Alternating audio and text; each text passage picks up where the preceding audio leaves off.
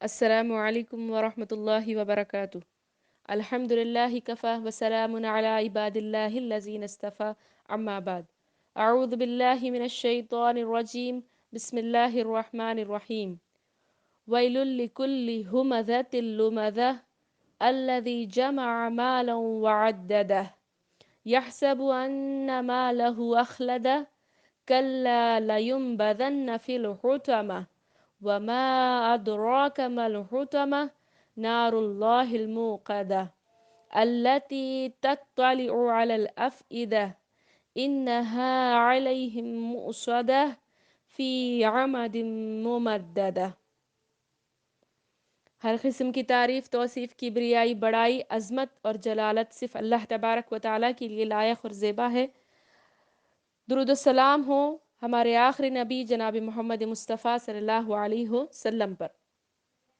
آج درس قرآن میں انشاءاللہ ہم سورۃ الہمزہ کی تفسیر اور اس کا ترجمہ جانیں گے انشاءاللہ۔ سورۃ الہمزہ یہ مکی سورت ہے، اس میں 9 آیتیں اور 1 رکوع ہے۔ سورۃ الہمزہ سے پہلے ہم نے پچھلے ہفتے سورۃ العصر پڑھا تھا، اس کے معنی اور کچھ تفسیر جانا تھا۔ تو سورۃ العصر میں ہم یہ اللہ تعالیٰ نے یہ بات بتائی ہے کہ انسان کی کامیابی کس چیز میں ہے۔ انسان کی کامیابی کس چیز میں اللہ تعالیٰ نے بتائی؟ ایمان لانے میں، عمل کرنے میں، اور ایک دوسرے کو حق کی وصیت اور صبر کی وصیت، یعنی ایک دوسرے کی خیر خواہی کی بات اللہ تعالیٰ نے، ایک دوسرے کی بھلائی چاہنے کی بات، ایک دوسرے کی مدد کرنے کی بات اللہ تعالیٰ نے سورہ عصر میں سکھائی۔ سورہ عصر میں کامیابی انسان کی بتائی گئی، لیکن آج ہم جو سورۃ الہمزہ پڑھیں گے اس میں یہ بات بتائی جا رہی ہے کہ جہنم میں جانے والے لوگ وہ ہیں جو ایک دوسرے سے نفرت کرتے ہیں، ایک دوسرے کی برائی چاہتے ہیں۔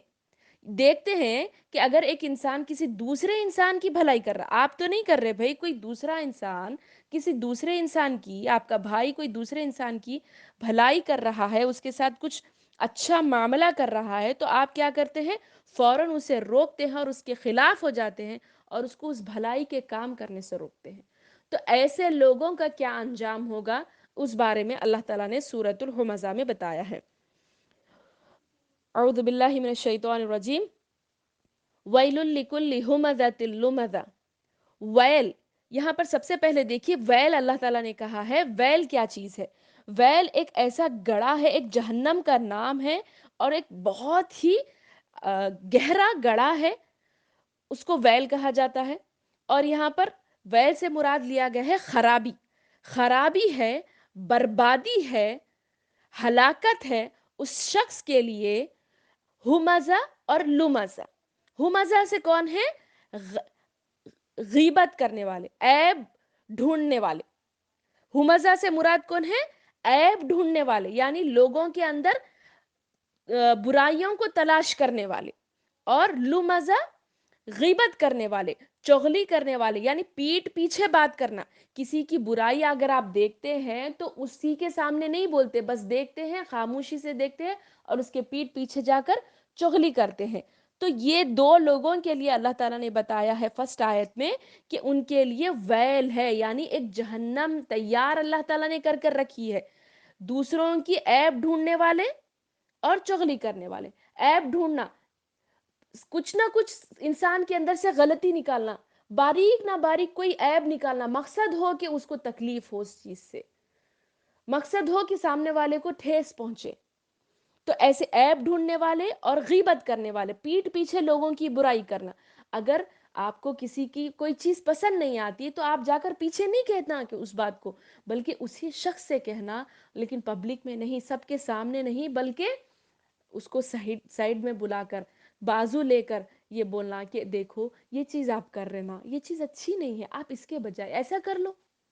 اس طرح اس کی اصلاح کے لیے کہا جا سکتا ہے، لیکن اس کے پیٹھ پیچھے ارے ان کے اندر یہ برائی ہے، ان کے اندر یہ برائی ہے، یہ کہنے والوں کے لیے کیا انجام ہوگا آگے ہم آیت میں انشاءاللہ دیکھیں گے۔ الذی جمع مالا وعددا، اور اللہ تعالیٰ بتا رہے ہمزہ لمزہ کے بعد مال کو جمع کرنے والوں کا یہاں پر اللہ تعالیٰ ذکر کر رہے ہیں، جس نے مال جمع کیا اور گن گن کر رکھا۔ مال جمع کرنے کے ساتھ ساتھ گن گن کر جمع کر کر کر رکھنا، یعنی مراد کیا ہے؟ صدقہ نہیں کرنا، زکوٰۃ نہیں دینا، خیر خواہی کے کام نہیں کرنا، یہ چیزاں نہیں کرنے والوں کے لیے اللہ تعالیٰ انجام بتا رہے، جو مال کو جمع کرتا ہے اور گن گن کر جمع کر کر اس مال کی پوجا کرنے لگتا ہے. یعنی پوجا سے مراد یہ نہیں کہ سامنے پیسہ رکھ کر پوجا کرے، بلکہ کسی خیر خواہی کے کاموں میں پیسہ نہ خرچ کرنا. تو ان کے لیے اللہ تعالیٰ انجام بتا رہے ہیں. یحسب ان مالہ اخلدا، اللہ تعالیٰ دیکھو یہاں پر پوچھ رہے ہیں، وہ سمجھتا ہے کیا اس کا مال اس کے پاس ہمیشہ رہے گا؟ دیکھیے اللہ تعالیٰ بہترین انداز میں یہاں پر بتا رہے ہیں کہ انسان جو کوئی دنیاوی بات نہیں ہے. دیکھیے دنیاوی باتوں میں لوگ کہتے ہیں کہ آج مال ہے تو کل نہیں رہتا، لیکن ایسی بات اللہ تعالیٰ خود، یہ اللہ کی بات ہے. اللہ بول رہے ہیں کہ جو مال تم گن گن کر جمع کر رکھتے ہو، تو کیا تم گمان کرتے ہو کہ وہ تمہارے پاس ہمیشہ رہے گا؟ ہرگز نہیں. دیکھیے مال بانٹنے سے بڑھتا ہے، جمانے سے وہ کم ہو جاتا ہے. آپ جتنا اللہ تعالیٰ کی راہ میں صدقہ و خیرات کریں گے، اتنا اللہ تعالیٰ آپ کو پھر عطا کریں گے. دیکھیے اللہ تعالیٰ نے قرآن میں کئی مقامات میں صدقہ اور خیرات کی بات کہی. اللہ تعالیٰ نے یہ بھی کہا کہ اللہ جہنم کی آگ سے بچو، گویا کہ ایک کھجور صدقہ کر لو، ایک کھجور ہی کیوں نہ دو، اللہ کی اس آگ سے بچو کھجور صدقہ کر کے. یعنی اپنے مال میں سے کچھ مال نکالیے، روز کا 1 روپیہ صحیح، روز کے 10 روپیے صحیح، اللہ کی راہ میں فی سبیل اللہ نکال دیجئے. گن گن کر جمع کرنے والوں کے لیے اللہ تعالیٰ عذاب کی وعید سنا رہے ہیں. تو کیا کیجئے؟ اس کو کچھ نہ کچھ اللہ کی راہ میں خرچ کرنے کی کوشش کیجیے. کَلَّا لَيُنبَذَنَّ فِي الْحُطَمَةِ، اللہ تعالیٰ پھر آگے بولے ہرگز نہیں، وہ شخص کیا ہوگا؟ توڑ پھوڑ کر رکھ دیا جائے گا. وہ ضرور کیا ہوگا؟ ایسی چیز میں ڈالا جائے گا جو توڑ پھوڑ کر رکھ دی گی اس کو. کلا ہرگز نہیں، لَيُنبَذَنَّ ضرور وہ ڈالا جائے گا، فِي الْحُطَمَةِ، حطمہ سے مراد کیا ہے؟ توڑ پھوڑ کر رکھنے والی چیز. اب آگے یہ توڑ پھوڑ رکھنے والی چیز کیا ہے؟ اللہ تعالیٰ ہی خود سوال کر رہے ہیں آگے کی آیت میں، وَمَا أَدْرَاكَ مَا الْحُطَمَةُ، اور آپ کو کیا معلوم یہ حطمہ کیا ہے، یہ توڑ پھوڑ کر رکھنے والی چیز کیا ہے؟ اللہ تعالیٰ یہاں پر ایک سوال کا شخص دے کر اس بات سوال کر کر یہاں پر اس بات کی طرف توجہ دلا رہے، یہ توڑنے پھوڑنے والی چیز کیا ہے، تم اندازہ لگا رہے اس چیز کا؟ اللہ تعالیٰ پھر آگے کی آیت میں بول رہے، یعنی یہ جو توڑنا پھوڑنے والی چیز ہے، یہ ہماری عقلیں نہیں سمجھ سکتی کہ وہ توڑ پھوڑ کیسا ہوگا. اللہ تعالیٰ بول رہے وہ کیا ہے؟ نار اللہ الموقدہ، وہ اللہ تعالیٰ کی بھڑکائی ہوئی آگ ہے. نار اللہ، اللہ کی آگ، موقدہ بھڑکائی ہوئی، اللہ خود بھڑکا ہے ایسی آگ کو. یعنی ایسی آگ ہوگی جو کیا ہوگی؟ انسان کو توڑ پھوڑ دے گی، اس کے ٹکڑے ٹکڑے کر دے گی، اس کے چیتھڑے اڑ جائیں گے. کن کے لیے ہے یہ؟ یہ 3 لوگوں کے لیے. کون؟ ہمزہ، لمزہ اور مالا وعددہ. کیا ہے؟ غیبت کرنے والے، عیب نکالنے والے اور اپنے مال کو جمع کر کر رکھنے والوں کے لیے یہاں پر اللہ تعالیٰ وعید سنا رہے. کیا سنا رہے؟ کہ ایسی آگ میں نے تیار کر رکھی ہے جو تمہارے چیتھڑے اڑا دے گی. التی تطلع علی الافئدہ، التی جو تطلع چڑھے گی، علی الافئدہ دلوں پر، انہا علیہم مؤصدہ فی عمد ممددہ. اللہ تعالیٰ بول رہے دیکھو انسان کا، دیکھیے جب انسان کو جلتا ہے، دنیا میں بھی انسان جلتا ہے تو مر جاتا ہے. جب انسان کو دنیا میں آگ لگ جاتی ہے، کوئی جل جاتا ہے، کوئی ایکسیڈنٹلی یا پھر کوئی سوسائڈ کمٹ کر کے انسان آگ لگا ہے، تو جب انسان کا جسم جھلس جاتا ہے تو وہی حالت میں اتنی ہی اس میں انسان مر جاتا ہے. لیکن یہاں پر اللہ تعالیٰ خاص جسم کی بات نہیں کر رہے، دل کی بات بول رہے. کیونکہ جب انسان کا جسم جلتا ہے تو وہی تکلیف نہیں برداشت کر کر دنیا میں انسان مر جاتا. ابھی تو وہ آگ اس کے دل تک پہنچتی بھی نہیں. دل تک جب جسٹ چمڑا جب جل جاتا ہے انسان کا تو وہی تکلیف نہیں برداشت کر کر انسان مر جاتا ہے. لیکن یہاں اللہ تعالیٰ بول رہے یہ آگ ایسی آگ ہوگی جو دلوں پر چڑھے گی. انسان کا چمڑا جلے گا، اس کی گوشت جلے گا، اس کی ہڈیاں جلے گی، یہاں تک کہ اس کا دل جلے گا. یہاں پر دلوں سے مراد افئدہ جو ہے، مفسرین لکھتے ہیں یہ خاص جو ہے وہ بھی دل کو جلائے گی، اور دل کے اس حصے کو جلائے گی جو انسان کے جذبات والا حصہ ہوگا.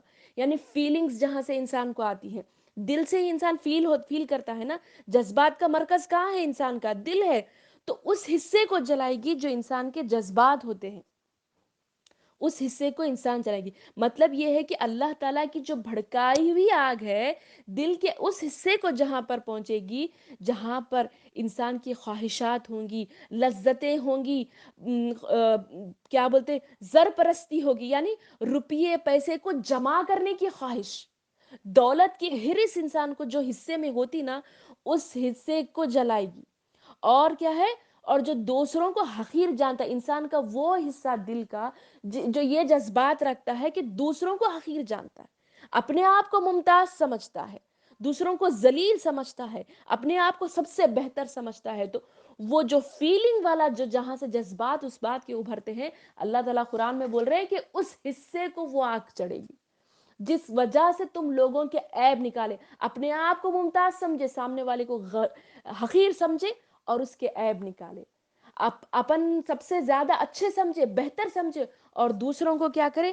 ان کی غیبت کرتے رہے، ان کے بارے میں بد پیچھے بات کرتے رہے. اور مال جمع جمع کر کر رکھنے والے، جہاں دولت کی ہرس جس دل کے حصے سے ہوتی ہے، وہ حصے کو اللہ تعالیٰ جلانے کی یہاں پر بات کر رہے ہیں. تو سوچئے کہ کیسی وہ آگ ہوگی. انہا علیہم موصدا، اور وہ اس میں بند کیے جائیں گے، اس میں بند کیے جائیں گے. یعنی امیجن کریے اللہ تعالیٰ کتنا کیسے انداز میں بتا رہے ہیں کہ بند کرنا مانی ایک گڑھا، ویل، پہلی آیت کے شروع میں بولے ویل، ایک گڑھے کے بارے میں ذکر کریے. جب وہ گڑھے میں ایسے لوگ ڈالے جائیں گے جو ہمزہ لمزہ جمع مالا وعددا، یعنی مال جمع کرنے والے، غیبت کرنے والے، عیب نکالنے والے، ایک ایسے گڑھے میں ڈالے جائیں گے جس میں بہکتی ہوئی دہکتی ہوئی آگ ہوگی جو انسان کے ٹکڑے کرے گی اور اس کو اوپر سے بند کر دیا جائے گا. اللہ بول رہے انہا علیہم موصدا، اس کو اوپر سے بند کر دیا جائے گا، فی عمد ممددہ، اور اس میں اوپر سے کیل ٹھوک دیے جائیں گے. یہاں عمد ممددہ سے مفسرین 3 چیزیں مراد لیے ہیں. کیا ہے؟ ایک پہلی چیز تو اس کے دروازے اوپر سے، وہ گڑھے کے دروازے اوپر سے بند کر دیے جائیں گے اور لمبے لمبے ستون گاڑ دیے جائیں گے، یعنی ایسے لمبے لمبے کیلے ہوں گے جو گاڑ دیے جائیں گے کہ کبھی نہیں کھل سکتا، وہ گڑھا کبھی نہیں کھل سکتا، بس آگ میں جلتے رہو جلتے رہو جلتے رہو.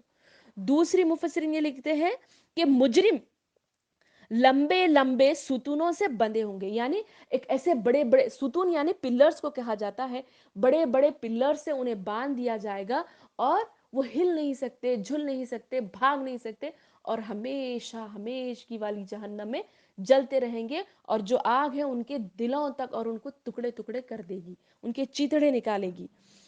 اور ایک مفسرین تیسری بات یہ کہتے ہیں کہ اس آگ کے شعلے لمبے لمبے ستونوں والے ہوں گے، یعنی ایک ایک شعلہ جو اڑے گا، جیسے کہ آپ دیکھیں لاوا اڑتا ہے تو کتنے ایسے بھیانک آگ کے شعلے نکلتے ہیں، تو ایسے لمبے لمبے آگ کے فاؤنٹینز ہوں گے، ایسے فوارے ہوں گے جو لمبے لمبے پلرز کے مانند نظر آئیں گے.